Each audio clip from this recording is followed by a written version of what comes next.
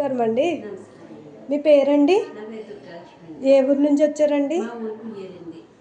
రమ్య హాస్పిటల్కి వచ్చారు కదండి, ప్రాబ్లం ఏంటండి అసలు? మా అమ్మాయికి ప్రెగ్నెన్సీ అండి. 8 మంత్స్ నుంచి బయట చూపించాము, వేరే హాస్పిటల్తో చూపించే మా గర్భసంచికి దగ్గరగా ఉంది, మేము ఏం చేయలేము, మీరు వేరే మంచి హాస్పిటల్లో చూపించుకోండి, చాలా రిస్క్ అయిన కేసు, మా వల్ల అవ్వదని చెప్పేశారు మేడం. చాలా హాస్పిటల్ తిరిగినని అందు గురించి అని ఇక్కడికి మా అబ్బాయి తీసుకుని వచ్చారు మేడం. బ్లీడింగ్ ఎన్నో మంత్ నుంచి అవుతుందండి? 8 మంత్ నుంచి అవుతుందా? మా ఏమైందండి అసలు? మాయ కిందకు ఉందట అండి, బాగానే గర్భసంచి దగ్గరగా బేబీ పైకి ఉందట, మాయ కిందకు ఉందట. మా అందులో మళ్ళీ మాయల మధ్యలో కంతు ఉంది, చాలా కిటికీల కేసు అమ్మా అని చెప్పారండి. ఇక్కడికి వచ్చినంత ఇవన్నీ కూడా మేడం చెప్పారండి. నేను ఉన్నానమ్మా, బ్లడ్ కావాలి, బ్లడ్ పెట్టాలి, ఇవన్నీ కూడా చాలా రిస్క్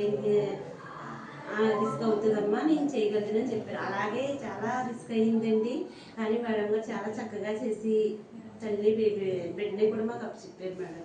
కానీ మేము ఆవిడ మేలైతే ఈ జన్మలో మర్చిపోలేము మేడం. ఇలా ఉంటారు ఈ వేళ అని మేము అసలు అనుకోలేము. ఆ మేడం గారు సెలవుని తల్లి బిడ్డ బతికారు మేడం. మేము ఎంత ఏడ్చాము ఈ తల్లి బిడ్డ గురించి, మేము అసలు ఇంకా లేదంటే లేదన్నారు మేడం. ఇంకా ఇప్పుడు ఎలా ఉందండి? ఇప్పుడు చాలా బాగుందండి. తల్లి బిడ్డని కూడా క్షేమంగా తీసిచ్చారు. అందరూ స్టాఫ్ కూడా చాలా చక్కగా చూసారు. అందరూ మమ్మల్ని సొంత మనసులో చూసి ఏ రిస్క్ లేకుండా 7-6 రోజులకి మమ్మల్ని ఇంటికి పంపుతున్నారు మేడం. చాలా సంతోషంగా పంపుతున్నారు మేడం. అందరికీ ధన్యవాదాలు. ముఖ్యంగా రమ్య మేడంకి పాదాభివందనం మేడం. చాలా అంటే చాలా, ఇంకా నేను ఒక బాధ దాచుకుంటున్నాను మేడం చాలా వరకు కూడా. నా బిడ్డ అయితే బతకదనే చెప్పారు మేడం దీనివల్ల.